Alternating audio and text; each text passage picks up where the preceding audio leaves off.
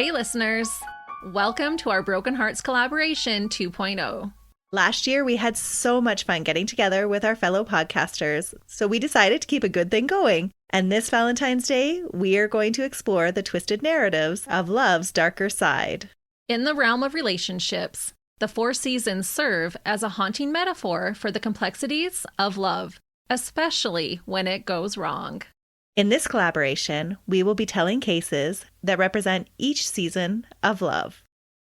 Spring is a time when love is fresh and full of promise, and couples often get swept up in the excitement of new relationships, experiencing infatuation and passion. However, sometimes that young love isn't necessarily on the up and up. We are so excited to introduce Brandon Hall from Music City 911. He is our favorite 911 dispatcher from Nashville. His cases often include audio from actual 911 calls. Buckle in, listeners, because what Brandon has for you is chilling. Teenage love is a powerful but sometimes dangerous thing. It can be a turbulent experience, intense emotions, newfound independence, and navigating complex social dynamics. All are things that often are learning experiences for a pair of teens in the throes of love. But things can intrude on that teenage love. Emotions like jealousy, insecurities, or sometimes a third party can derail a young relationship. Love and crime, 2 seemingly different forces, often intersect in surprising and unsettling ways. They're not generally associated with one another, but during the passion of love, a crime may take place, or sometimes even intervene in that love, or the love one thought they had. The first thing you may think of is some form of domestic violence between the 2 parties. That is absolutely the most common form of love and crime. A lot of times these crimes go unreported. No one knows except those involved. People may notice signs and never say anything. Other times, it's blatantly obvious, and there are other instances where there are other issues at play. Passions in love and crime come to a boiling point, and the pot holding those passions get knocked over and spilled, creating something that can never be repaired. Welcome to Music City 911.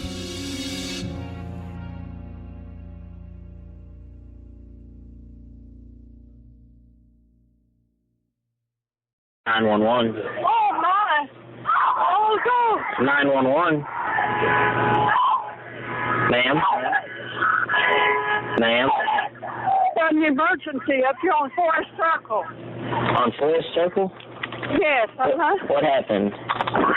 Oh, looks like a dead man in the car. Right up on the hill on Forest Circle. All right, just a second. What happened? Do you know what happened? Hurry! I don't know. I just so fast. It's something. Man, hurry! Hurry! All right. Hold on just a second. What's your name? A 911 call comes into the dispatch center in Corbin, Kentucky on August 20th, 2012. That call is something that is very infrequent there. A dead person, and from the sound of it, a possible murder. The call itself, you can hear the distress in the caller's voice, and distant in the background, another woman screaming. Corbin, Kentucky is a very small town located in southeastern Kentucky, about halfway from Lexington and Knoxville, Tennessee. There are just under 8,000 residents. Murder isn't something that happens there frequently. In 2022, there were 0 murders reported. So just 10 years prior, hearing something like this coming in on the 911 line, it was not something that would be considered a common occurrence. In a larger city like mine, Nashville, we'll get shootings and stabbings nearly every day, sometimes multiple times in one day. It's usual. So something like a death that has a possible crime related to it in a small town like Corbin, that in some years has literally 0 murders, dispatchers there would likely perk up in their seats as soon as they hear the info. The call, or at least the part that was released, had very little info in it. We know the location and that there is likely a dead man in a car, but that's about it. Shortly after that call came in, another call with a lot more info was placed. County 911. Yeah, you can do 1134 circle. What's going on? I just shot a guy. You just shot a guy. What did you shoot it for? He sure looks like he kill me. I'm sitting up there waiting on this. In the city? Yeah, 1134 circle. Hold on just a second. Don't hang up. Okay.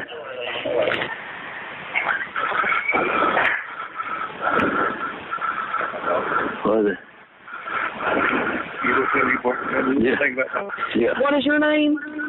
Bill Cox. What's your phone number, Bill? 521-1933, cell phone. 521-1933? Yeah, 4 circle. Are you in Corbin or are you in Williamsburg? Corbin. I'm probably old drive in from top of the hill. It goes around the circle. Okay. You got the apartment stuff. Got the apartment stuff there. Is he, where is he at? Is he okay? I mean, no, he's shot. He's dead. I killed him. Okay, hold on just a second. Okay, he's sitting in the middle of the road with a car. Okay, let me transfer you to the car. Stay on the line. Okay.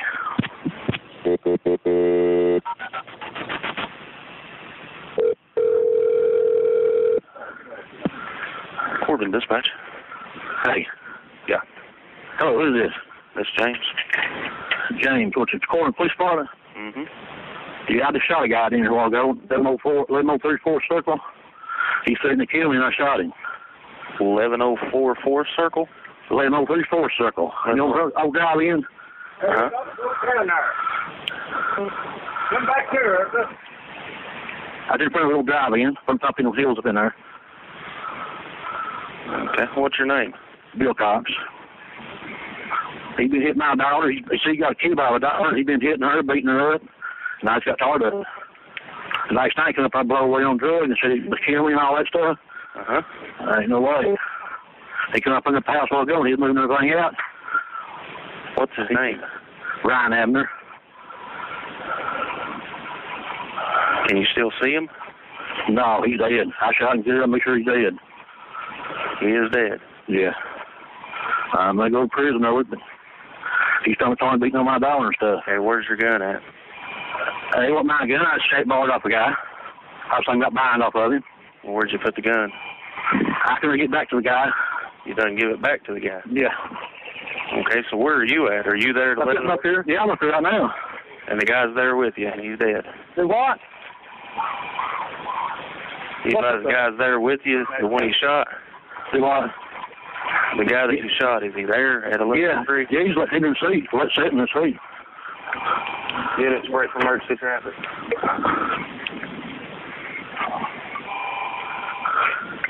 11:03 circle. 11:03 circle. Shots fired. One subject possible 10-7. We're advised that he shot the subject.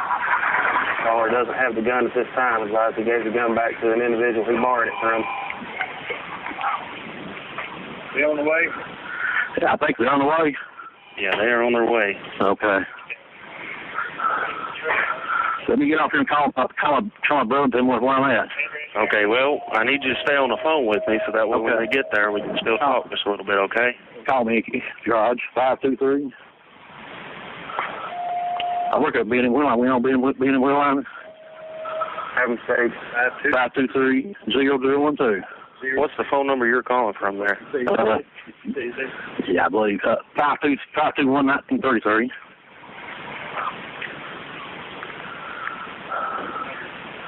$11:03. 0012.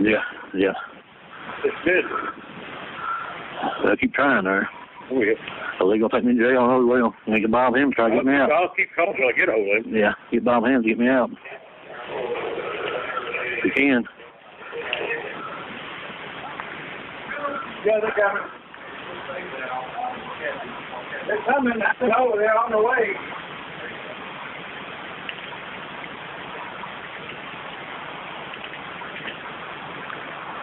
Whose gun was it that you used? Joe Dobson.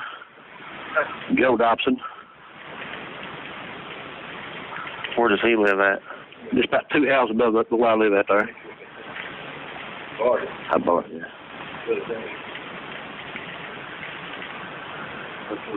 How long ago did you shoot this guy? Just a while ago, about 5 minutes ago. And then you took the gun back up there to your neighbor and then come back? Yeah. What's the address, 4th Circle? 1103 4th Circle.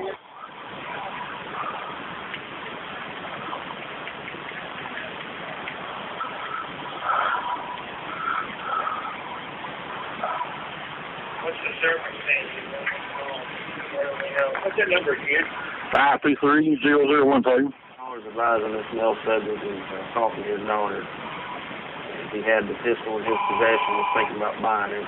He used the pistol to shoot the subject. He's talking to several people in the background. They're all advising the subject. He took the gun back up to his neighbor's house and left it there.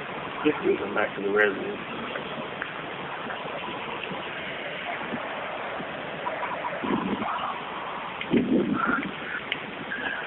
Do we have a name on the shooter yet? It's going to be a Bill Cox.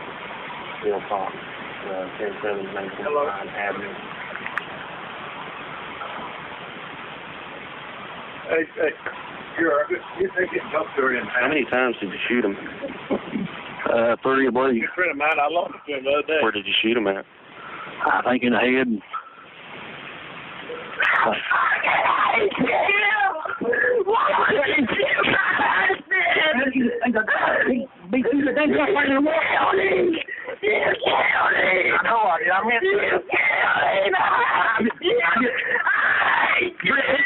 You get beat up. He never touched me alive. He never touched me. That's all right. I'm glad you see it, that guy. You won't have to worry about nobody else. Hello. Yeah. Hello. Yeah. He on the way? I don't know, they're supposed to be. I don't know where they got out there. They're on their way. They're coming just as fast as they can. There's a dog got to beat me up because she should have killed him. But she don't know she beat him up or she beat her up 2 or 3 times. Yeah. He come back last night and she heard him holding her up, got hurt. Yeah. And she goes, I didn't hurt her, hit her leg. I didn't hit her leg. I didn't hit her. And that first show right there, you hit her. Yeah. Well, I tell you what, I'm going to go to prison over this. It's worth it. That guy. You won't go long. You stick with what he put in your life and you burned it. Well, he served my life 3 or 4 times. Sure, that's all I go, too.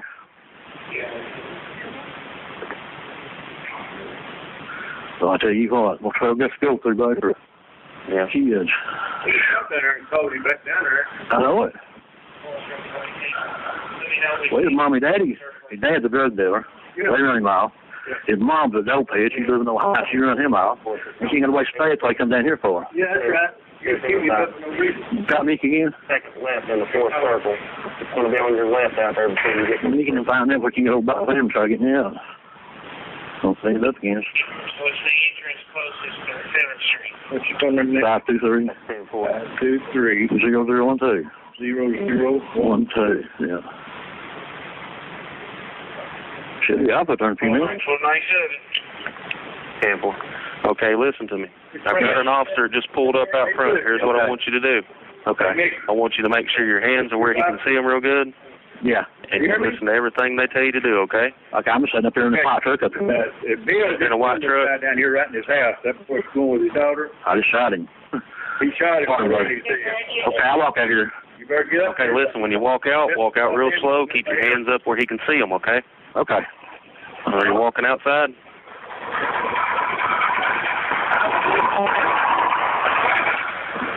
Yeah, and if I'm instructing the caller to step outside and keep his hands... Say, well, yeah, here's the number right here.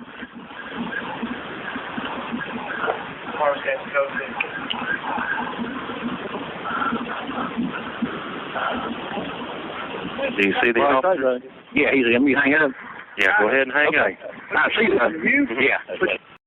Not only do the dispatchers there get details about the incident, they get a full confession.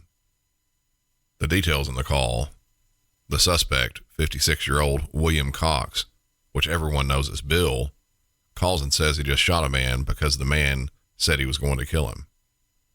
That man was 22-year-old Ryan Abner. Bill offers another reason in the call as to why he shot Ryan. Ryan had been beating Bill's daughter. During the call, Bill said he was likely going to prison for what happened, but it was worth it. Police arrived at the scene and after some standard investigation, took Bill into custody and transported him to the Whitley County Detention Center where he was held awaiting trial. Further details began to emerge after Bill and others were questioned about this. There had been an ongoing back and forth between Bill and Ryan. It dated back, at minimum, months. There was an ongoing feud of sorts, with Ryan dead in the middle of it. Ryan had been accused of physically assaulting Bill's daughter, Brittany, and had been doing so on many occasions. Ryan had also apparently been abusing drugs, which likely contributed to the abuse of Brittany. Bill took note of that, and several times Bill and Ryan got into it.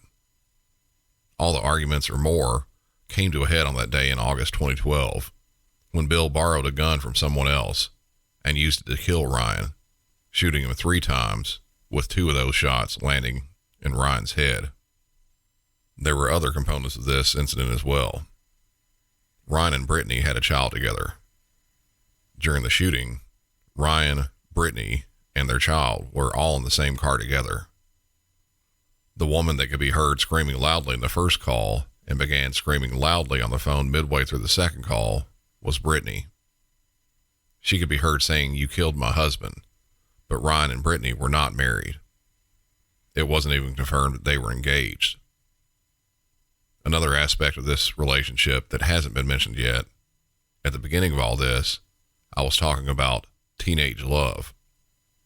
Brittany was a teen. At 21 years old, Ryan and Brittany already had a child together. But Brittany was only 15 at that time. They had started dating, and I hesitantly say dating because of the age difference, when Brittany was only 13 years old. In Kentucky, the legal age of consent for a sexual act is 16. When they started seeing each other, when Brittany was 13, Ryan was 19. There are other aspects to this as well. Different penalties for variations of statutory rape depends on the age difference in the two participating. And statutory rape is considered a strict liability crime, meaning that force or violence doesn't have to be used. The only thing that is considered by a prosecutor is the age of the victim and the age of the suspect. Brittany would have been 14 or 15 years old when her and Ryan's child was born. That means that Ryan was either 20 or 21 years old when the child was conceived, well within the realm of statutory rape. It's not known why Ryan had never been charged with this crime. William Bill Cox went to trial in 2014. At the trial, numerous neighbors were called as witnesses. They all had the same story. They had witnessed physical abuse of Brittany by Ryan. Brittany, who was also a witness, denied anything bad had happened between them. The neighbors were also well aware of the arguments and such that had been happening with Bill and Ryan, stating that those had been going on for several months. The trial was wrapping up, and the Whitley County Circuit Court jury took 3 hours of deliberation to find Bill Cox guilty, but not of murder. He was convicted of first-degree manslaughter under extreme emotional distress, as well as 2 counts of first-degree wanton endangerment for shooting into the car while his daughter and grandchild was inside of it, endangering both of their lives. The 7-man and 5-woman jury could have recommended up to 30 years in prison for Bill's crimes, but ended up recommending 12 years. The judge, who under Kentucky state law could have reduced the recommended sentence but not increased it, agreed with the jury's recommendation. Bill was formally sentenced to 12 years in prison. As of recording this, he was not listed as still being a prisoner in the state of Kentucky. Before all this happened, Bill owned an auto repair shop.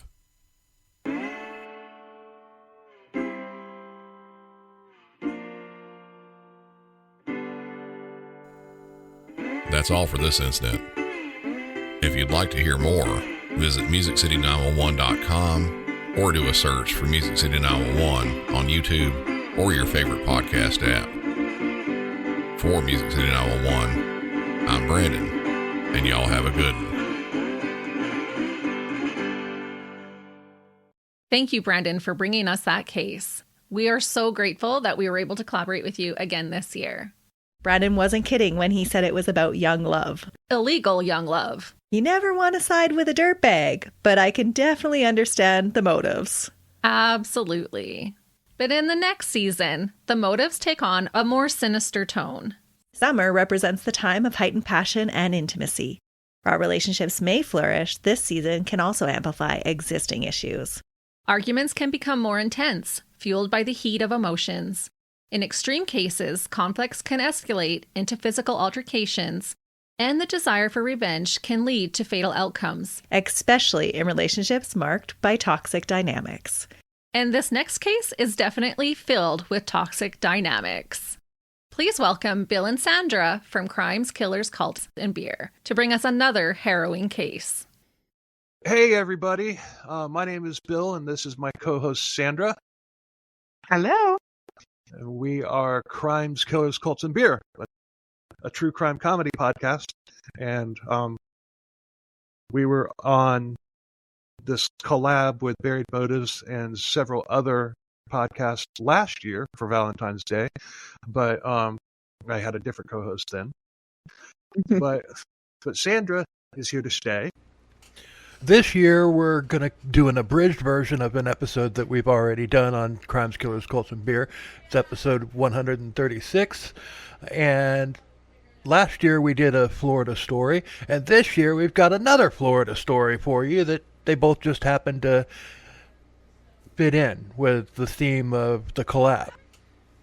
And if you're new to our podcast, we are from Florida. So there you go. This year, the story that we're doing comes from Daytona Beach. Oh, God. Deidre Hunt, and I'll let you say the man's full name, Sandra. Costa Fafopoulos. Costantino, but yeah. Fafopoulos. Yeah. Fafopoulos? Yeah. So if you want to hear the whole episode, it's episode 136 on Crimes, Killers, Cults, and Beer. So we're going to get it started, and I'm going to tell part of it, and Sandra's going to tell part of it. So here we go. This is a story of a love triangle turned greedy and deadly. Deidre Hunt was born February 9th, 1969 in New Hampshire. She and her boss, what was the name? Constantino. Well, it's two different ways in some of the notes. You have Fotopoulos and you have Fofopoulos. So I'm not sure if it's a T or an F. So we'll just say Fotopoulos. We'll just call him Costa. Costa. But she and her boss and former lover, Costas, murdered two boys and tried to murder Costa's wife as well in a murder for hire / insurance scam. So Lisa and Costa, Fotopoulos, they were well known in the area, and on the outside, they were just friendly people who were community minded. They were wealthy, and they owned pretty much everything on Daytona Beach's boardwalk. And Costa had immigrated to the U.S. for college to basically chase the American dream. He wanted to become a self-made man, which we love here in the United States. And Lisa was born in the U.S. To another well-known Greek family, and I'm going to butcher this name, I'm sure, the Paspalakis family. And her father had immigrated to the U.S., got into real estate, and he basically did very well for himself. Old school Greeks believe in arranged marriages to strengthen the family. She was married to Costa, and they quickly became a popular power couple. Costa was friendly and loved being the life of the party. He was obsessed with being seen and recognized. Lisa's father died in 1988, and Costa and Lisa moved in with her mother to take care of her, which was an old Greek tradition.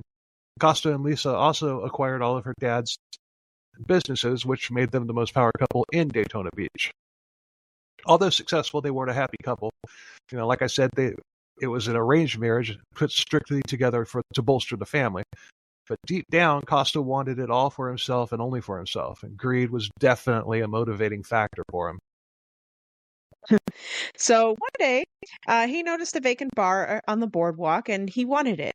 He went to another bar owner that he knew named Tony Calderoni and basically convinced him to invest and they would be partners. And Tony agreed and Top Shots Billiard Parlor opened. Top Shots became a top spot for transients and young people of the place, and the place also became known as Costa's Spot. He would flaunt his wealth, and he carried himself as a big shot businessman, and he was able to dazzle the young 20-somethings that frequented the place, and he just loved to flaunt his wealth. He liked to show off what he owned. As one does. He would also tell all the young people that went to the bar tall tales about how he was an assassin, he was a ninja, he worked for the CIA, you name it. And some people a lot of people bought it, but I'm sure some didn't, though. But in 1989, 20-year-old Deidre Hunt came into Top Shots looking for a job. She was broke. She was drop dead gorgeous. Costa's partner Tony was working that day, and he talked to her. He asked what she could do, and to which Deidre replied, "I can do anything you want." And he said, "Good. I need a server." So she was hired. And she was a good hire, too, because Top Shot's business drastically increased because of Deidre. And she was a hustler who knew how to use her looks and personality to get what she wanted, and she would come to work wearing a bikini. Tony put her up in a hotel down the street until she could get a place of her own. So when Costa met Deidre, he was basically smitten. Like when Michael Corleone got the thunderbolt when he saw Apollonia Vitelli in The Godfather? Lisa caught on quickly, told Costa that if he cheated on her, he would be finished and he wouldn't get any of her father's businesses. And that didn't go over very well, as you can imagine, and their marriage got extremely nasty and volatile. November 4th, 1989, a man called 911 saying he heard gunshots in front of his house. Police were dispatched, and the dispatcher heard someone screaming in the background of the call. A woman was heard screaming that she had been shot, and an ambulance was also sent to the destination. The caller was Dino Pasta. Apocalypse? That's it. I don't know. Apocalypse? Apocalypse. Lisa's younger brother, who also lived in the house with them. According to Dino, it was Lisa who had been shot. And when the police got there, they could still hear a woman screaming. And it turned out that Costa had actually been the one that told Dino to call 911. Police found Costa with Lisa, who was bleeding from a head wound. And he said that the two of them had been asleep and they woke up when there was a gunshot in the room. There was an intruder standing over by Lisa. And Costa had grabbed his gun and shot the man 5 or 6 times. And there was, in fact, a young man face down on the floor, dead with gunshot wounds. So police determined that it was an armed robbery gone wrong, and Costa reaped the rewards. The whole city was calling him a hero, and you know damn well he was eating up every bit of that attention. Lisa survived. The robber turned out to be 18-year-old Brian Chase. He was someone who helped out at Top Shots, and they paid him under the table. Police began the investigation thinking that Chase had fingered Costa specifically because he was rich. It wasn't a random robbery. A sliding glass door had been broken, and they figured that this was how Chase had gotten in.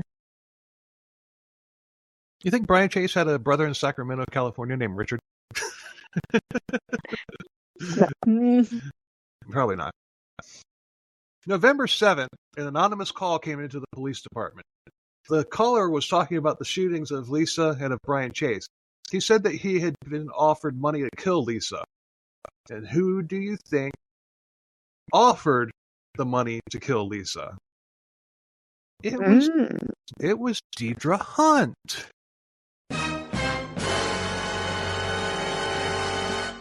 He said that she had been having an affair with the owner of Top Shots. The police brought Deidre in for questioning. She wanted to talk. She told them that if she did talk, Costa would hurt her.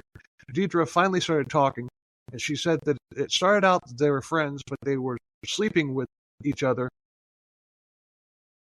and it wouldn't be too long before Costa was saying that he loved her. And at that point, they had only known each other for about 3.5 months. Deidre knew that he was married to Lisa, but she didn't care. They had come up with plans to kill Lisa so that they could get married. She also said that Lisa had a $100,000 and a $250,000 life insurance policy. With murder as a double indemnity option, the policies would double, making it a $700,000 payout. Deidre said that she recruited Brian Chase and offered him $5,000 to carry out the hit. She gave him the gun and told him to fake the robbery and to kill Lisa and to do it yesterday because that is what Costa wanted. Deidre knew that Chase was never going to make it out alive, and the plan that she had with Costa was that Costa would just simply kill Brian in self-defense, which he, of course, did. You know, what's the first rule of an assassination? Kill the assassin. She was telling the story like me as a podcaster telling it. She had absolutely no skin in the game, or like she was describing a movie plot. Then, from out of nowhere, Deidre blurted out that she and Costa had killed a boy in the woods a couple weeks earlier. It was 19-year-old Kevin Ramsey who had used to work for Costa, and Costa was mad at him and wanted to kill him. Costa told Kevin to come with him and Deidre to do some type of initiation, a hunter-killer club that he was part of. Basically, Robert Hansen. He backed this up with his paid assassin story, and he claimed to have killed 8 people professionally at that point. They were going to take him out into the woods, tie him to a tree, and shoot at his feet. And if he could take that and not freak out, then he was in the club. This would also lead to Kevin getting a career in the CIA. Sounds legit. Yeah. Kevin agreed to do this. Deidre, of course, was using her sensuality, and likely that helped convince him to do it. Oh, boy. Once he was tied up, Costa handed Deidre a .22 for the silencer and walked away. He pulled out a video camera and told Deidre to shoot Kevin, and she did, 3 times in the chest, once in the head. Deidre even took police to the spot in the woods, and they found his body there still tied to the tree.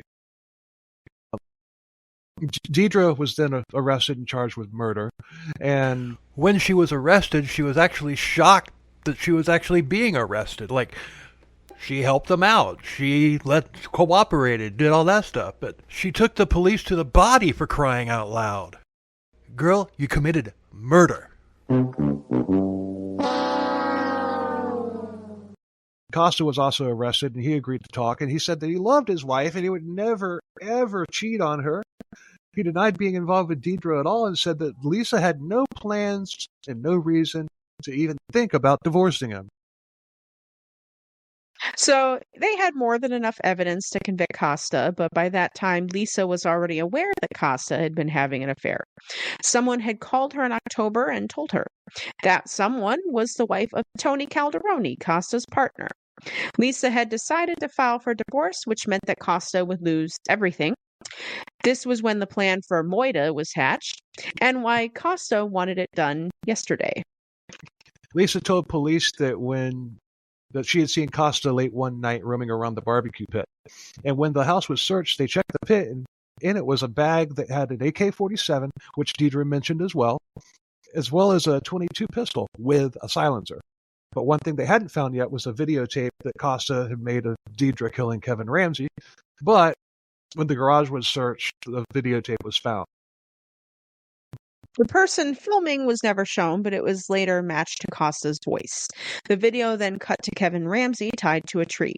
Deidre then took out the .22 and fired the first 3 shots. Kevin screamed in pain, and Deidre then grabbed Kevin's head with one hand and shot Kevin in the head. Freaking cartel execution style. Seems like she's done this before. In court, Deidre was charged with the murder of Chase, charged with the murder of Ramsey, and charged in the attempted murder of Lisa. She pled guilty to avoid the death penalty, but she was sentenced to death anyway. Costa pled not guilty, and he swore he had nothing to do with any of this. He was the innocent victim here. It wasn't me. But since he pled not guilty, that means he was going to trial. On October 8th, 1990, Costa's murder trial began, and Lisa testified against Costa. His testimony sealed Costa's fate. It illustrated a motive for the murder scheme. The affair, and Lisa literally saying that Costa would lose everything. He wanted to get her out of the way so that he could take the $700,000 on the 2 double indemnity insurance policies and inherit her family's wealth. Deidre even testified against Costa. She nailed him to the wall, making him out to be the mastermind of the whole scheme, and said he was very controlling in their relationship. She claimed that she had been brainwashed by him. It also came out that Costa inflicted ritualistic torture on Hunt by cutting her with razors, sucking her blood, throwing knives, burning her with cigarettes in an iron, poking her with needles, and threatening her with a gun. But during the trial, other things came to the surface. Kevin Ramsey had seen Costa using counterfeit money. He tried to blackmail Costa about it. Costa, having Deidre shoot him on camera, gave Costa dirt on Deidre to make him able to force her to do whatever he wanted her to do. And that also makes sense about him filming it. It wasn't me. Yeah, so let somebody who you tried to blackmail shoot at you. Makes sense. Right. But Costa took the stand in his own defense. He said that he was well within his rights to shoot Brian Chase, who tried to murder his wife, and he's right. If it hadn't been a staged murder. The voice on the videotape was also verified to be Costa by 6 different experts who also all testified. It wasn't me.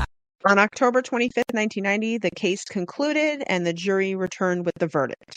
2 counts of premeditated murder, guilty.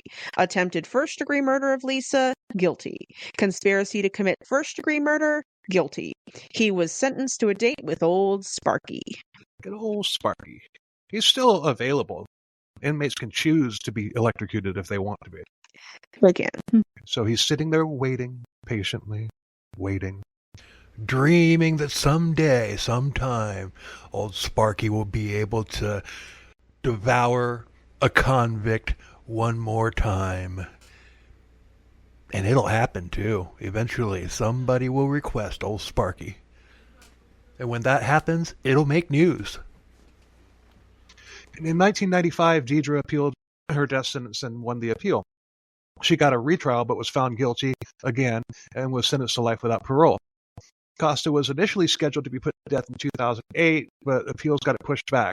And as of 2023, he's still on death row, and no new date has been set. He's at Rayford Prison in Stark, Florida. And that's our abridged episode. Thanks, Sandra. That was fun. Thanks for listening, everybody. Thanks to Christy and Melissa of Buried Motives for putting this whole thing together again this year. We're happy to be part of it. Check us out, Crimes, Killers, Cults, and Beer. We're on every Spotify or on every streaming platform, and as well as on YouTube. We have videos. And if you want to hear the unabridged episode, it's episode 136. So thanks a lot for listening, and y'all have a happy Valentine's Day. Have a great Valentine's Day, everyone. Bye. Bye. Wow, that case really was full of toxic dynamics. So many different avenues to explore in that one. For sure. If you want more information, go back and listen to their full episode. But that brings us to autumn. And as relationships enter the autumn phase, couples often face challenges that reveal deeper issues. This season can bring about feelings of betrayal or abandonment, especially if one partner seeks solace outside of the relationship. The emotional turmoil can push individuals to desperate actions, especially when they feel that they have no other option to get what they want. And that is definitely the case with the tale that we'll be bringing you today. Melissa already told this case on Buried Motives. It's titled Best Friends and Broken Hearts. She's going to give us a rundown of what happened during this case, but if you want all of the details, please go back and take a full listen. Oh, you will definitely want all of the details, because it's not too often that a porcupine gets blamed for murder. Yes, I was so stunned when I found out that a porcupine got blamed. And people believed it for so long. It's true. When I first heard this case, the sequencing of the crime was so confounding. It had me reenacting the crime with my husband to try and understand the evidence. At the time, it was a first in our house. I may have done it a time or two since. I feel like lately I've been choosing a lot of cases where it wasn't an open and closed case. It took a while and some deep digging to find this dirtbag. But this one really should have been closed right away. The truth and murderer in this case eluded investigators for over 20 years, despite being the only possible suspect, because it wasn't the porcupine. Poor little porcupine got blamed. It's just so surprising that that's actually the story they ran with for a long time. Mm-hmm.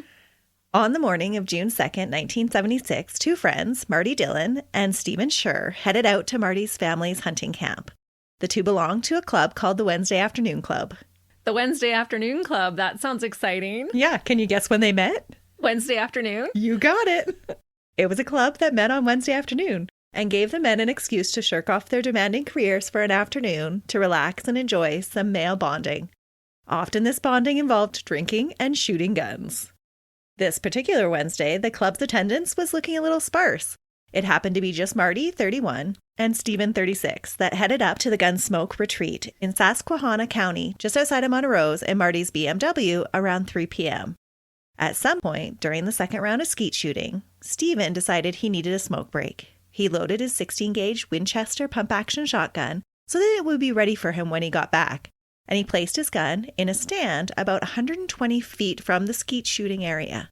Marty, around this same time, unloaded his 20-gauge shotgun and leaned it against a tree. How the story would later be told was that no sooner had he done this, that Marty saw a porcupine, and he grabbed Stephen's gun and started running in pursuit of the animal. In his pursuit, he tripped over a loosened shoelace and fell on the gun, causing it to go off, shooting himself in the chest from close range, all because a porcupine had seemed like a good target. His injuries were catastrophic. There wasn't much that Stephen could do, even though he was a doctor. Stephen took off for help at a neighboring house and then quickly returned to the scene where he was overcome with emotion. He quickly picked up the gun that had shot his friend and swung it like a baseball bat by the muzzle, smashing it to pieces. Destroying evidence. That's right. All the time he was doing this, Stephen screamed out in front of others, "That gun would never kill again." It took until 7:25 p.m. that night for the coroner to arrive at the scene, and Marty was pronounced dead. He left behind his wife and two small children. Sad. It was.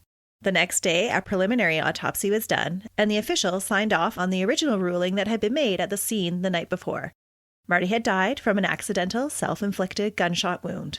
Stephen, grief-stricken, acted as one of Marty's pallbearers. It was a hard time in his life. His best friend had just died, and a couple of months after that, his divorce with his wife Anne was finalized. So it seemed like a good time for him to start over again. Stephen left Montrose and moved to New Mexico, where he had previously lived and practiced medicine. Patricia, or Pat, Marty's wife, and Stephen kept in touch after the move. Shortly after Marty's death, she too moved away. Only it wasn't to New Mexico.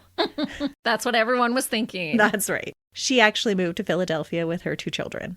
For Pat, it too was a particularly hard time. There was a lot of uncertainty for her, and that was because Marty's life insurance policy had been put in his children's name and not hers, a change made just a couple of weeks before his death. Pat now was not only grieving the loss of her husband, but was now a single mom trying to work to support her children. During that time, she felt that Stephen was one of her only friends that truly understood what she was going through. So, when her long-lost friend showed up in Philly 2 years after Marty's death in 1977 with groceries for her and the kids, it was a natural progression to start dating, according to Pat. We all know this is hogwash, but we're going to get there. But I did think this is not an uncommon situation when you have kind of a trauma bond. Oh, absolutely. Right? The two were married on June 18th, 1978, and settled in New Mexico. The family later moved to Lincolnton, North Carolina in 1992. Stephen set up a successful family practice and worked as a respected physician for the next 20 years. The couple were the picture of a devoted family, raising Marty's two children and adopting a third child together, a son named Jonathan.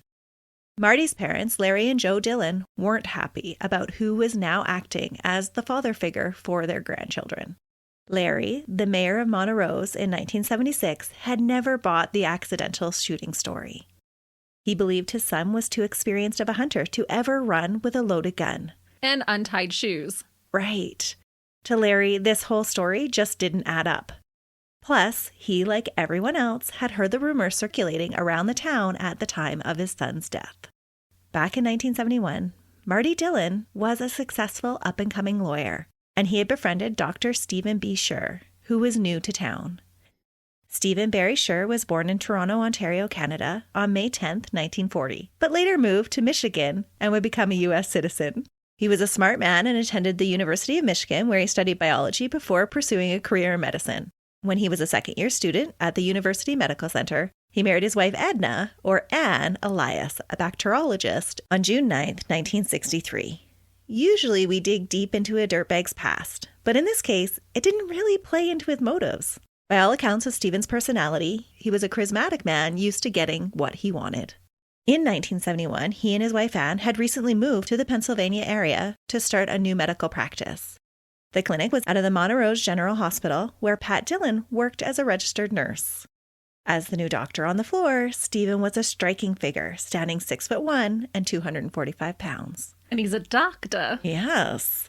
The two men were introduced through Pat, and they hit it off. They held similar interests in hockey and hunting, and it wasn't long before Marty was inviting Stephen to the men's club. Their friendship continued to grow into a family affair. Marty and Pat and Stephen and Anne enjoyed spending time together, and the families would even vacation together.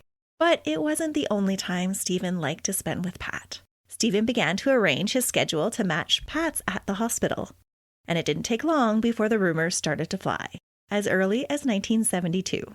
Oof. Yeah, barely a year after the new doctor had come to town. One witness would later say that patients were made to wait over an hour while the two were locked in an examination room together. A whole hour? That is not what you consider a quickie. No. You don't take your time at work, people. Well, apparently they were. And the rumors weren't just at the hospital or from unreliable sources. Stephen's car was often seen visiting Marty's house when Marty wasn't home. Even the poor paperboy got mixed up in the rumors and had his own story to tell. And to get that story from the paperboy, you're going to have to go back and listen to the original episode. Yeah, that poor paperboy, what he walks into. He was not being paid enough. No. The rumors were prevalent enough that Anne did hear about them, but she brushed them off at first. Then, on one of the couple's family vacations to Colorado around 1974, Anne began to suspect that some of the rumors that she had been hearing around the office were true. Her suspicions were met with gaslighting from Stephen. He blamed her own insecurities and tried to pull the wool over her eyes, even going to the extent of treating her with antidepressants and tranquilizers because she was just a crazy, jealous wife. What a dirtbag. Yeah. She came to believe that Stephen was trying to actually encourage her to kill herself, and that realization had her seeking a way out. Anne filed for a divorce late in 1975, and the divorce was finalized in 1976. It was a very messy divorce, with lots of blaming and he said, she said. In actuality, it sounded like the truth was closer to what she said he actually did. But Stephen was a crafty dirtbag, and most believed his version of events. Around the same time that Stephen was getting his own divorce, he was trying to solve the problem of Pat's marriage as well.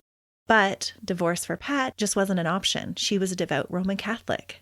Yes, an affair was okay, but divorce would be scandalous. Mm-hmm. Maybe not that the affair was okay, but a lesser sin than divorce. Yes, that's how she felt. It sounded like Pat called off the supposed affair. And I say supposed affair because it was all just rumors and hushed whispers at this time. Nobody was actually confessing to anything. The rumors circulated, though, enough that after Marty's death, his dad Larry kept digging and prodding into his son's death. The investigation was reopened by District Attorney Snyder at the encouragement of Larry in early 1989. But after a panel of experts deemed that an accidental death could not be ruled out, Snyder conceded that there was insufficient evidence at the time to prove that Stephen had done anything wrong. During this first revisiting of the facts, first responders were called at the scene that Marty had been found laying on his back with blood pooled on his left side. His hunting goggles and earmuffs were on a stump about 5 to 6 feet away and had blood on them. Pictures and evidence from the scene showed that Marty's arms were outstretched and his chest was saturated in blood. He had blood spatter on his boots, but none on his ears or his eyes, where the ear and eye protection would have covered if they had been on. and there were streaks of blood indicating that they had been removed after the shot. Marty's left 8-inch high hiking boot was found to be untied at the top. The 3 top hooks were unlaced, but the laces were still pulled snug, and his pant leg was elevated over the boot. Under Marty's left hand were broken clays. There was no blood on the inside or the outside of the barrel on the now broken gun. And if it had been shot at close range, like Stephen had said in his account, you would expect there to be blood on the barrel of the gun. There would have to have been. If it was shot from close range. Yes. And upon review of the case, investigators noticed that the ammunition that was discharged was not one typically used in skeet shooting. Larry also learned that the cause of death had never been fully investigated thoroughly because the chest wound had already been sewn up by the funeral home prior to the supposed autopsy. It sounded like there was some confusion because the coroner that had attended the scene had already listed the cause of death as accidental. So the body had first been released to the funeral home before going for an actual autopsy. In January of 1991, a private investigator hired by Larry concluded that Dylan's death could not have been an accident based on his reconstruction of the crime scene. He had measured the wound size in the photographs and scaled them to determine that the hole left by the bullet was much bigger than what would be expected for a close-range shot to produce. It was speculated that Marty would have had to have been crouching while throwing skeets, not running as Stephen had said, because the crime scene photos showed that both pant legs were bunched around his knees and elevated enough so that both of his socks were plainly visible in the pictures. This theory was also supported by the blood splatter found on the instep of his left hunting boot as well as on the stump that was close to his body. In 1992, the boots that had been taken from Stephen 2 days after the shooting were found to have blood and fragments of tissue on them in a high-velocity spatter, indicating that he was actually close by to the shooting, not the 150 feet away that he had claimed to be to first responders and the coroner the night of the supposed accident. It's just so shocking to me how much the evidence in this case was screaming as to what actually happened, but everybody just was so complacent or happy to believe a trusted doctor.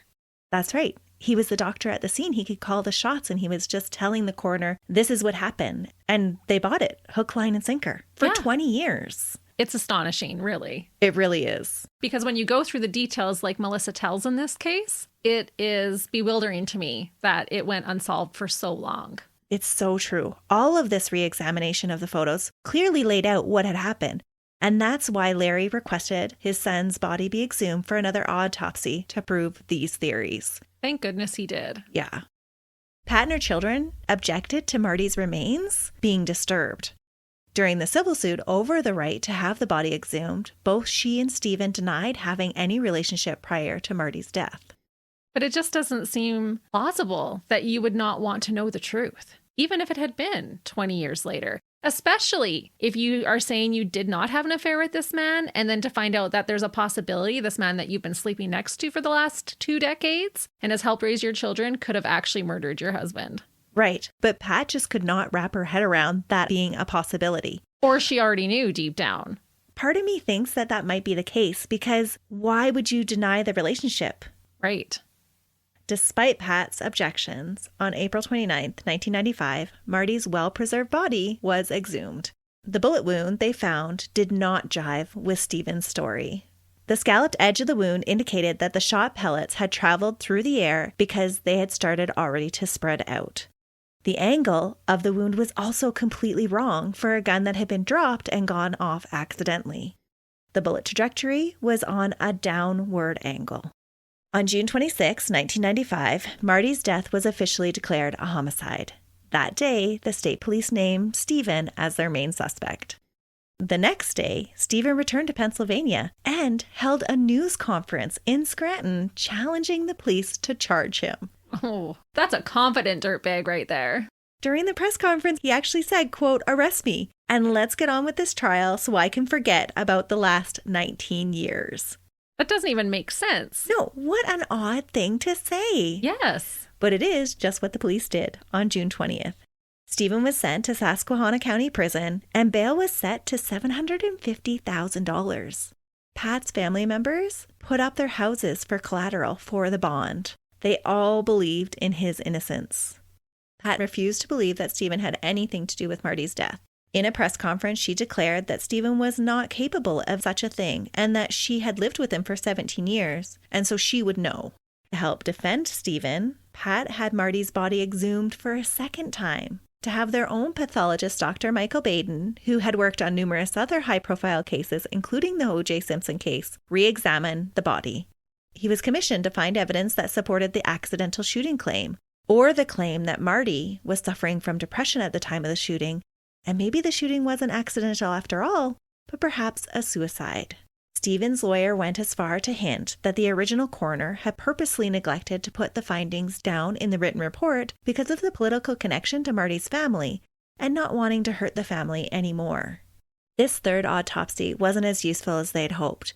Stephen's stepchildren supported him through the trial, not only sticking up for him and providing moving testimony about his kindness and care, but using the $65,000 that they had inherited from Marty's estate for Stephen's defense. That part blew my mind when I first heard it. Yeah. During the 1996-1997 trial, the prosecutor presented the argument that Pat had been confronted by Marty about the affair just prior to his death. Given an ultimatum, she had chosen Marty. Stephen didn't take this news well, and the prosecution believed that this was the motive for him to kill his best friend. They presented him as an arrogant doctor with a God complex that was accustomed to getting his own way. The prosecution pathologist walked the jury through why he believed that Marty had been shot from several feet away while in a crouched position. They argued that had Marty been running with an untied shoe, it would have worked the laces farther down loose. There was no porcupine he was chasing. And if he had tripped on the shoelace, there would have been an imprint and probably dirt embedded into that shoelace. That's right. Instead, there was only blood. During the trial, Stephen decided to take the stand. Feeling the need to explain away some of the evidence the prosecution had presented, he changed up his story. In his original statements to police right after the accident, he said that he and Marty were discussing a particular rumor that was going around, and he was considering leaving town because of it. He said at that time that Marty had called him a chicken and not to worry about small people talking. Now on the stand, he changed his story. Stephen changed from his original story to say that Marty had confronted him about the affair. Marty had said that Anne had come to tell him that Stephen had said that he loved Pat. Stephen said he had come clean and told him that he was having a physical affair, but not a love affair. In his testimony on the stand, Stephen said that he had pointed out to Marty that it was as much his fault as anybody else's. And that's when Marty lost it and a fight broke out between the two of them. Marty grabbed the nearby gun and Stephen had to defend himself, so he grabbed the gun too. And that's when the gun went off and Marty was shot accidentally as the pair struggled over the gun. Stephen admitted that he had untied Marty's shoes in an attempt to make the story more believable and that there had never been a porcupine. When asked why he had never fessed up in the 20 years that had passed since the shooting, he said he was trying to protect his family from the pain and the truth. The trial became a battle of coroner reports and expert opinion on whether this fight was actually possible. After 6 weeks of trial, Stephen was convicted on October 22, 1997, of first-degree murder and sentenced to life in prison. He appealed almost immediately, and he would be successful. His original appeal was granted, and his conviction was reversed on June 7, 1999. Ugh. And just like that, he was freed from prison, as long as he posted a bond and checked in with his parole officer daily. He was made to do this because the courts believed the prosecution would be fighting the appeal ruling, and that was definitely the case. At the time of Stephen's release, Pat, despite facing her own legal issues now because it was determined that she had lied during the civil suit, made a statement saying, quote, "Sometimes it's hard to believe in miracles, but we have one, and I am thankful." The two returned to living a quiet, comfortable life in the suburbs, for a time at least. The decision on his appeal would be overturned, and Stephen would be ordered back to prison in 2002. In 2004, the court ordered a new trial to be held to determine if Stephen was guilty of first-degree murder of his best friend. During the second trial in March 2008, the prosecution presented the same evidence, this time focusing on the ear protection that had been removed after Marty had been shot. They argued that had Marty been wearing ear protection at the time that he was shot, then he really couldn't have been having a discussion about the affair with Stephen, as he had claimed during his testimony during the first trial. True. Yes. For a second time, the jury returned a guilty verdict after 2 hours of deliberation, and Stephen, at the age of 68, was once again found guilty. Stephen died in 2010 of natural causes at the State Correctional Institute at Laurel Highlands in Somerset County on August 9th. He was 70. The announcement of his death was met by his former patients expressing gratitude for his care. Sounds like he was a great doctor, but not such a great best friend. Definitely not the type of friend any of us would want to have. No, you want out of that friendship for sure. And that brings us to our final season, winter. It signifies a period of reflection and often the end of relationships. Feelings of loneliness and despair can take over, leading to severe emotional distress. In some cases, one partner may not be able to cope with the relationship anymore, and murder can be the ensuing result. The coldness of winter symbolizes the chilling end of love. Our next case is brought to us by Kim Toller from A Million Other Choices. She will tell us a case about a relationship that lasted through the seasons until it didn't. Hello and happy Valentine's Day. I am Kim from A Million Other Choices, and this is the murder of Roberta Snyder. In Hartville, Ohio, which is a small, quaint little town of about 3,000 people, when you close your eyes and picture a small town America, that's Hartville. One of those everyone knows everyone and there's really nothing to do but gossip at the hardware store, which doubles as the post office kind of towns. And in this quiet little town lived retired couple Phil and Roberta Snyder, a lovely elderly couple who loved to play cards. Married 53 years and grandparents of their son and daughter's children who had both been born and raised in Hartville. Wholesome and just your regular couple that like to spend their days in the garden, doing crafts, and visiting with neighbors over the fence. I cannot stress to you enough how normal 69-year-old Roberta, who neighbors and friends called Bobby, and Phil were. And imagine 53 years of marriage. I can't even imagine still being married next week. I mean, some days maybe, other days maybe not. But just picture your average Caucasian couple in their early 70s, Roberta a little bit plump in the midsection and a fan of sweatshirts with cute sayings on them with kittens, and Phil with his thinning gray hair and tummy spilling over his belt, a chronic look of either disapproval or confusion, you can never really tell which, plastered on his face. But in her 69th year in 2017, Roberta and Phil were devastated to learn that Roberta had cancer, and it was terminal. There's no reports say what kind of cancer it was, just that her medical records indicate that she did in fact have cancer. Roberta was a huge fan of Elvis Presley, and Phil loved Roberta, and he wanted to give her one last trip to Graceland in Memphis before she passed. So on January 4th, Phil called a friend and his son and Roberta's brother Brian to let them all know that they were off for Roberta's final Elvis vacation, and she was most excited about it. But in a most devastating twist, Phil returned home alone and notified her brother Brian and their son. I believe they actually had more than one adult child, and I think there was a daughter as well, but I can't confirm that. But I know for a fact there was an adult son. That Roberta had passed away on the trip. And Phil, without his wife by his side, was confused and just not really sure what had just happened.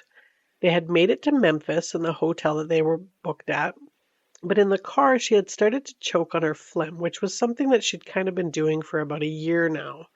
And he had flagged down 2 paramedics that happened to be in the parking lot of the hotel, and they ran over and tried to revive her, but they told her that she was gone. And then they told him that they were going to transport her to the coroner's office, and there was really nothing more that he could do. Now, Phil, in his confused and distraught state, took that to mean that there was nothing more he could do and that he should just go home, as in go home to Ohio. And he just didn't know what else really to do, so he came home. And Brian and his son were like, but Dad, like, where did they take her? And he said, I don't know. Well, what did they do with her body? I'm not sure. Now, his memory was really fuzzy, and he just wasn't sure about much. He said that something about them telling him that they were going to cremate her, but he wasn't sure. But where were her ashes? He didn't know, and no one had told him anything.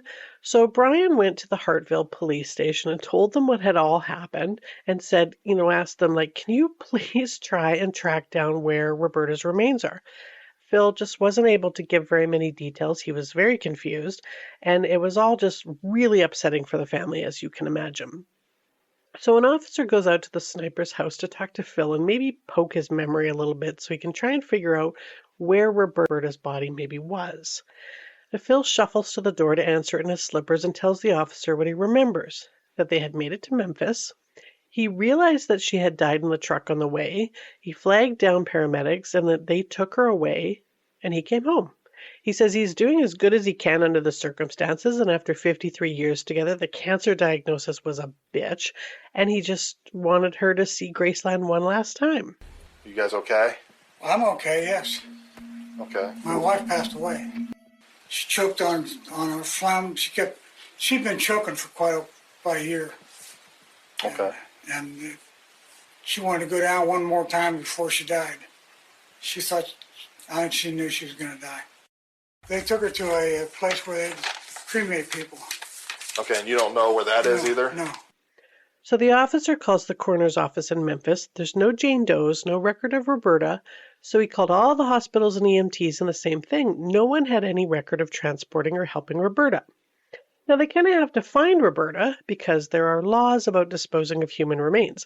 Like, you can't just leave a body and walk away from it, no matter how old and confused you are. So they come by the house again the next day and ask if he's got some receipts or anything from the trip so that they can try and track down the trip and maybe figure out where Roberta's body is. And as is protocol, they would like to take a look around the house and just make sure she's not there or being tied up or something. I mean, you never know, right? And Phil's like, sure, no problem. Just can you make sure your shoes are clean? Because Roberta did keep her house very clean after all. So together they sit down and they look at a map and go over it, and Phil pulls out all the receipts that he has. They had made their first stop in Sparta, Kentucky, and checked into the Ramada Inn on the night of the 4th before heading the next day the rest of the way to Memphis. Okay, cool. Thanks, Phil. This helps a lot. This gives us a place to start. And they decide, since Phil's memory is not so good, that the best place to start is by tracing a timeline and trying to track down any security footage and talking to people that maybe had encountered the couple on this trip. So the first stop being the Ramada Inn in Sparta, Kentucky. Only the surveillance cameras show Phil pulling into the parking lot in the white Ford F-150 that he drove, with only him in the driver's seat. There's no Roberta, and he checked in alone. And the desk clerk remembers him, but that it was just him. And he is seen on camera entering this hotel room and leaving the next morning alone. And come to think of it, yes, Phil did seem very confused and befuddled, like old man befuddled, but he didn't seem particularly upset by his wife of 53 years' death. I mean, he was kind of matter-of-fact about it. Do you think that? No. So they go back to Phil's place to ask him a few more questions and show him the footage of him checking alone. Phil is looking at the pictures confused, and he says, no, she was with me in Sparta. She was fine. So they say, look, we know that she was sick, but the kids and her brother need to know what happened, when and where, and they need her body for a proper goodbye. And he says, well, are you going to take me to jail? And they said, well, did you kill her? No, of course not. Then probably not. But there are laws around a person's death and stuff. Like, it has to be documented properly, and you have to dispose of remains properly. Otherwise, yeah, it's kind of a crime. So he takes a minute to gather his thoughts, and he says, okay. She died on the way to Memphis of natural causes. But on the way home, I put her in the Tennessee River. Because it was on the way home. And he didn't do anything to her, of course. I mean, there's no emotion when he says this. He says, I just wanted her to be safe with nature. If she went downstream, no one would ever find her. But kind of odd, when he was asked again, but she died of natural causes though, right? He says quietly, you can almost not make it out on these tapes. But he says, I don't remember. First he says, I threw her in the Tennessee River. But later changed that to I placed her in the river. Throwing her didn't really sound so good. So now the police at this point are starting to question this whole story. And they're starting to think that maybe she didn't die of natural causes. But they got to do their part, so they searched that river with boats, helicopters, divers, and the whole gamut, and came up with nothing. No sign of Roberta at all. And then they got word that Phil had been admitted to the hospital because of a suicide attempt. Now, at this point, Roberta's whereabouts have been a mystery for 16 days. So the police take advantage of his absence from the house and get a search warrant. And wouldn't you know, in the basement, in a red plastic tote filled with Christmas decoration, wafts a smell of death. and a white plastic bag with the cutoff from the front of a woman's sweatshirt with the Hartfield, Ohio logo on it. And there were tiny bits of blood in the bag, but not enough for them to declare a homicide. And they believed that the logo from the shirt had been cut off because if Roberta was found wearing it, it would be a dead giveaway as to her identity and lead back to Phil and his story about her natural death. A review of his credit card statements revealed that he had used her car in Wooster, Ohio, and filled with gas using her card. And surveillance shows that he was alone then as well. Then on January 4th, the supposed first day of their Graceland trip. So this time, Phil was talked to at the hospital where he had been admitted to the psych ward due to the suicide attempt, questioned about being alone in Worcester, and he still claimed that she died on the road. And the case kind of went cold because without a body and nothing to conclude that she actually was murdered, but detectives were not giving up on this case. And by now they were pretty convinced that none of the 73-year-old Phil's story was true at all. Then enter Joan Bauer, a new officer to Hartfield with a background in undercover work. She says she's pretty sure that she can get this guy. So she studies him a bit, gets to know his patterns, which wasn't really much of a pattern, more like a routine of coffee at a fast food restaurant, trotting it up with the locals. So Joan saunters into the Burger King one day and asks, is there anything to really do around here? You see, she says she's from Cincinnati, her name is Missy, she's in town taking care of her sick mom, and the lady that takes care of her during the day, she's not a big fan of her, so she needs to get out. And she can't wait to get out of this hick town. And Phil, being, I don't know, old and from the area, starts to chat her up. Just friendly, well, there's a park over there, there's a Walmart over here kind of talk. But it's a small town, so wouldn't you know, they keep running into each other. And so they build kind of a friendship, meeting at the Burger King or at the Wendy's, playing some cards and just shooting the breeze. And over time, Missy starts to tell him that her and her mom were never really close, and that there are times when she thinks about just offing her. LOL, just kidding, ha ha ha stuff. And he starts to tell her things like, well, you know, there are ways to kind of speed up the process for your mom, you know, to help you get back to Cincinnati a little bit faster. And Missy, aka Joan, is fascinated by this. Oh yeah? Tell me more. Is that what happened to your wife? I'm dying to know what happened to her. But before he tells her what happened, he says, you know, because I'm getting old and I might go to jail at some point, you and I should probably get married. 1, you can get my pension, and 2, you can't testify against me. And then he finally spills the tea. Now, this is just a maybe scenario, of course, a musing of what could have possibly happened. He asked around to some guy about the dumpsters behind the Wendy's, what happens to them? And this wouldn't really arise suspicion, a grown-ass man asking what happens to dumpsters, but it did bolster his identity as a man with possible dementia. Anyways, the contents go to the dump, of course, and get buried under a heap of other garbage. Seems Phil had had enough of his wife of 53 years and was fed up. I guess the thought of, after 53 years, having to make your own grilled cheese sandwich and wash your own socks because your loving wife is sick could kind of wear on a soul, I guess. They had had an argument on January 2nd, 2018, and she had slept on the couch as a result. The next morning, he went out for his normal coffee chit-chat at the Wendy's, came back home to find that Roberta was still sleeping on the love seat. So, like you do when you find your sick wife of 53 years napping, he put a shop cloth gently over the side of her head without waking her and bonked her on the head with a 2-pound mallet. Bonked. That's a direct quote. I bonked her in the head. He then tied a plastic shopping bag over her head to keep him from getting blood everywhere, wrapped her in a tarp, gathered up anything with blood on it, like the pillow, the mallet, and the lampshade, crammed her into a Rubbermaid bucket, threw all of it, including Roberta, into the back of his pickup truck, and made the trip to Memphis, dumping various whatnots of evidence in places along the way. Now, just a scenario, of course. Can you imagine a hammer this big and this big around? Like a mallet? Yeah, 2 pounds. Okay. Just scenario. Right. Say I bonked her in the head. Right. And her tongue came out. Just scenario. Right. And I put a bag over her head. And with that, the police entered the Burger King and arrested 73-year-old. You gotta be kidding me, disbelieving Phil, who could not believe that he hadn't gotten away with it. Phil made a deal and pleaded guilty to aggravated murder, abuse of a corpse, and tampering with evidence in exchange for a 20-year sentence with a chance of parole in 2038. He will be 93 then, if he's still alive.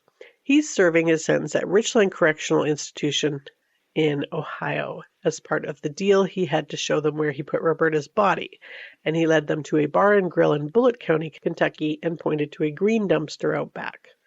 Roberta is believed to have ended up in the landfill and buried under a good 8 feet of garbage. Now, sadly, it would have cost the county several $millions to try to locate her, so she has not been recovered and given a proper burial. And that was the crazy murder of Roberta Snyder. And you know, I couldn't find one report or anything that showed that Phil had any kind of criminal past or wasn't well liked in the community, or that there was any reports of the relationship between Roberta and Phil being volatile, anything like that. They were just your very normal, average, small-town couple leading quiet lives. And it wasn't even that he didn't want to see her suffer. In his words, he was just fed up. He didn't snap, just had enough of being married to her. Wow, Kim. That was the perfect case to end on at the end of our seasons. It's shocking how someone can make it through all the seasons of love and then after 53 years just have enough. It certainly was a cold reality and a cold heart that would do that after 53 years of marriage. Cold like a Canadian winter. Yes. And that brings us to the end of our Broken Hearts Collaboration 2.0. We want to wish everyone a very happy Valentine's Day and a heartfelt thank you to all the other podcasters who decided to join us this year. We've enjoyed this immensely, and we hope our listeners have too. Please take the time to check out everybody's podcasts. We'll have the links in our show notes. So please feel free to check everybody out. Again, I'm Christy. And I'm Melissa. And we're the hosts of Buried Motives. And we'll be back again next week with a brand new case. Until then. See ya. Bye.